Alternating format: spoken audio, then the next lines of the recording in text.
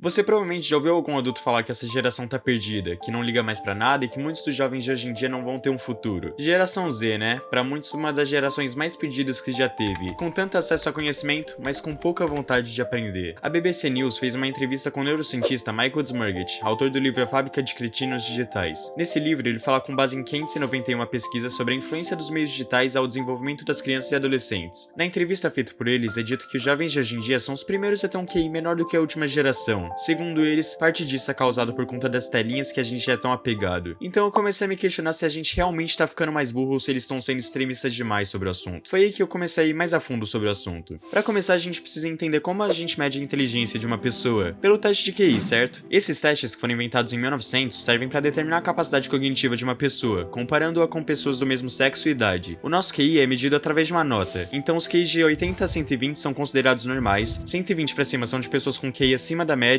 e 80 para baixo são o QI de pessoas que possuem deficiência intelectual. Lembrando que os testes de QI só valem quando são feitos por um neuropsicólogo capacitado. Então não, você não é um gênio porque tirou um QI de 140 no teste do YouTube. Por mais que as pessoas digam que os testes de QI possuem grandes problemas na hora de avaliar sua inteligência, a gente precisa aceitar que eles são o principal meio de avaliação intelectual. E é aí que entra um grande nome para essa área, o psicólogo James Flynn. Em 1982, James analisou os testes que foram realizados ao longo de todo o século, e ele percebeu que para o teste realmente funcionar era preciso que ele fosse atualizado, aumentando o nível de dificuldade. Então assim foi feito. Em média de 25 em 25 anos, os testes foram sendo atualizados com mais dificuldade. Mas por que eles precisavam ter dificuldade aumentada? Simples, porque Flynn percebeu que se ele continuasse igual, um americano médio que pegasse um teste antigo pra fazer ia tirar uma nota de 130 pontos de QI, sendo que se ele pegasse um teste atual, ele poderia tirar 70 pontos, uma nota que poderia indicar que ele tem deficiência intelectual. E isso fez com que ele chegasse à conclusão que o QI da população sobe 3 pontos por década, e esse crescimento é conhecido como efeito Flynn. Mas depois da década de 90, que foi o auge do crescimento, começaram a perceber uma queda nos índices de QI, tendo uma perda de 7 pontos de QI de uma geração para outra, sendo que a última geração foi a que demonstrou uma maior perda. Ao certo, não tem como a gente saber o motivo, mas é claro que a gente tem hipóteses para explicar essa suposta perda de QI. Então, pra gente entender se a gente realmente tá perdendo a nossa inteligência e ficando mais burro, vamos se aprofundar um pouquinho mais nessas hipóteses. Começando pelo empobrecimento da linguagem, uma hipótese criada pelo cronista francês Christophe Clavier. Segundo ele, com o passar do tempo, cada vez mais a gente vem diminuindo o nosso conhecimento da linguagem lexical, ou seja, o número de palavras que uma criança ou adulto conhece. Mas o empobrecimento da linguagem não significa apenas a perda de vocabulário, mas também as sutilezas que nos permitem criar pensamentos mais complexos. Por exemplo, o desaparecimento gradual dos tempos imperfeitos, subjuntivos, formas compostas de futuro, o que consequentemente acaba fazendo que a gente tenda a pensar mais no presente do que no futuro, tirando pouco a pouco a nossa capacidade de criar projeções futuras. Vendo isso, eu particularmente não concordei com as afirmações de Clavier, mas fui um pouquinho mais a fundo, até que eu encontrei uma matéria onde o autor Marco Neves apresentava vários argumentos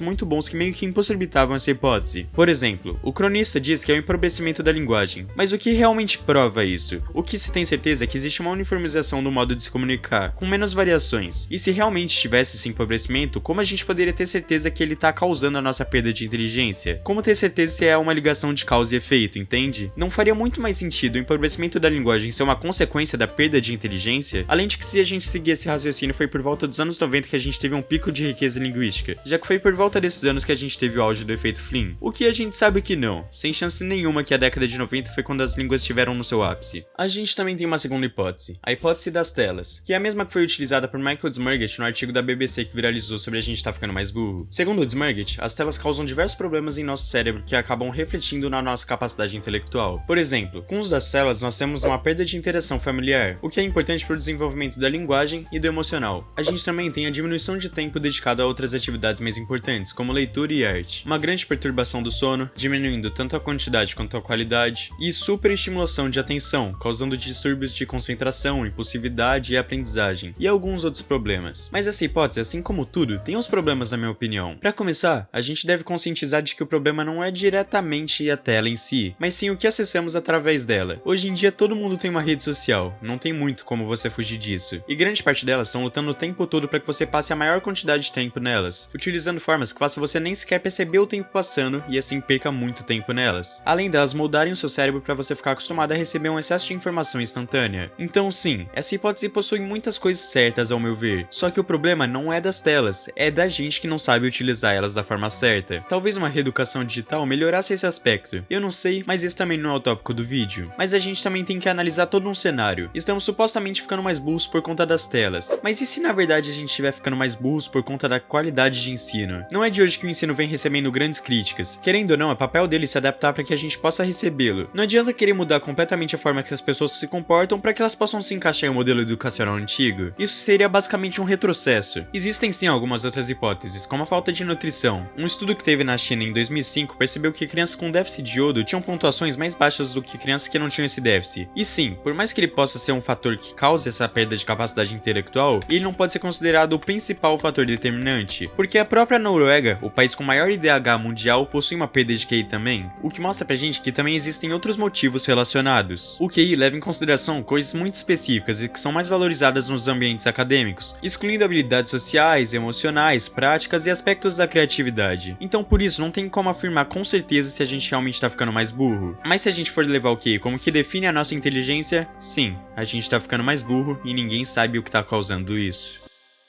Opa, espero que você tenha gostado do vídeo, deixe nos comentários sua opinião sobre o assunto, se possível dá o like, ativa o sininho e se inscreve no meu canal para que meu conteúdo possa chegar a mais pessoas e ajudar elas também. Bom, mas por hoje é isso, muito obrigado por ter assistido até aqui e até o próximo vídeo.